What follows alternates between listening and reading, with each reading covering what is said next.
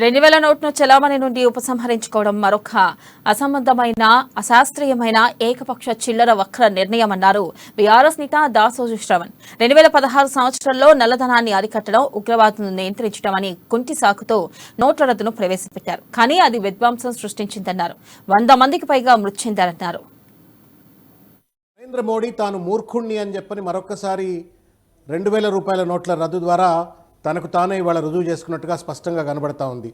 ఇదేం నరేంద్ర మోడీ తాత జాగీర్ అయినట్టుగా భారతదేశం ఇష్టం వచ్చినట్టుగా గతంలో 2016లో ఎవరితో సంప్రదించకుండా ఆఖరికి ఆర్బీఐ కూడా చెప్పకుండా నల్లధనం పోతుందని చెప్పని, 1000 రూపాయల నోటు వల్ల నల్లధనం పెరుగుతుందని చెప్పని, తీవ్రవాదులు వస్తున్నారని చెప్పని రకరకాల రీతుల్లో ప్రజలు మభ్యపెట్టే రీతిలో నిరంకుశంగా ఆ రోజు నోట్ల రద్దు చేసిండు 2016లో.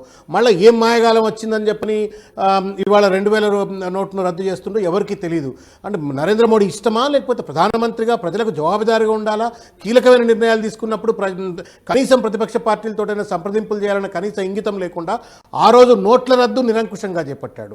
1000 రూపాయల నోటు రద్దు చేశాడు, నిరంకుశంగా 2000 నోటు పట్టుకొచ్చాడు. మళ్ళీ ఇవాళ నిరంకుశంగా 2000 నోటు రద్దు అంటా ఉండు.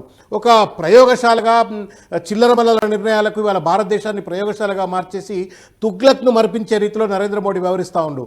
ఇవాళ బీఆర్ఎస్ తరపు నుండి మేము ఒకటే డిమాండ్ చేస్తూ ఉన్నాం, ఏ కారణం చేతనైతే నువ్వు నోట్ల రద్దు చేపట్టావో